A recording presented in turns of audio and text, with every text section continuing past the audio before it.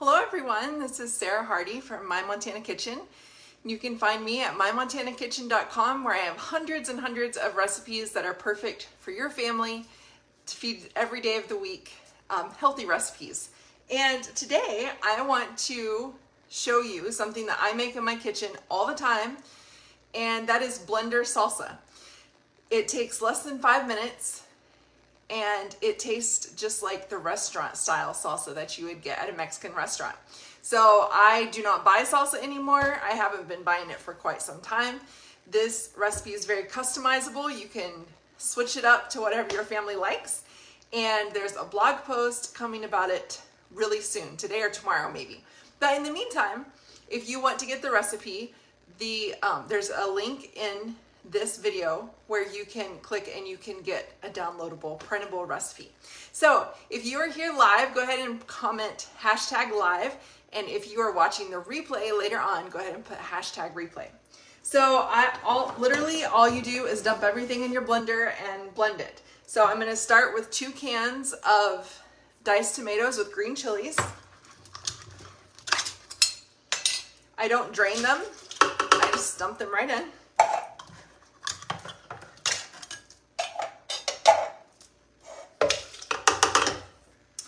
Okay, and then a jalapeno, 1 jalapeno. If you want it hot, you can leave the seeds in. If you don't want it hot, you can, scrape the seeds out. I usually leave some seeds and take some out. So I just kind of cut around the middle. So you can see there I have some seeds and then the rest. Yeah.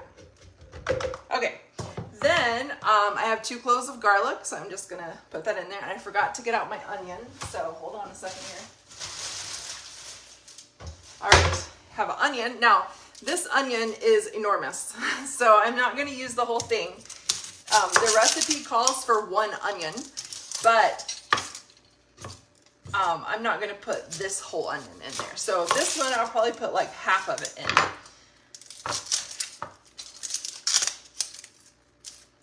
Wow, I should have had all this done ahead of time. It's one thing I forgot. Okay, so I'm just going to kind of quarter this.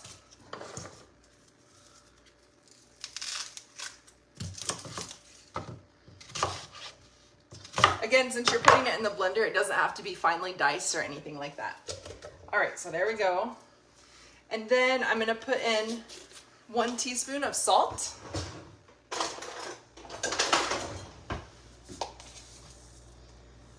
And sometimes I put in a little dash of cumin as well, just for some extra flavor.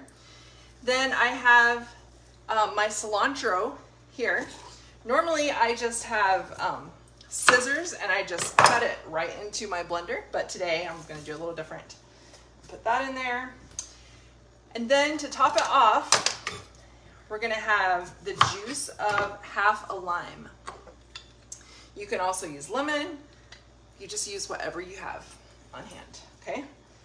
And if you like it very limey, then you can use a whole lime. I'm telling you this, you can't really mess this recipe up, okay? You just kind of dump everything in and blend it. All right, so I'm going to put the lid on, and we're just going to blend it until it's all blended together.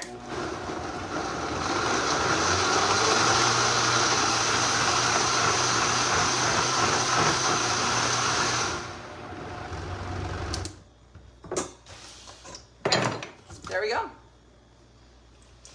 It does get a little bit foamy, but that settles down after it sets for a little bit, and it's not so foamy. So I like to store mine in, I have this little 4-cup batter bowl from Pampered Chef, which also has a lid, which I love. So that's how I store it. I just pour it right in here. All right, so let's do a taste test and see how it is here. My eyes are burning from the onions. Whew.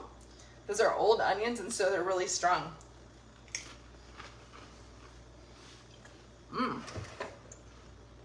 Very good. It is hot.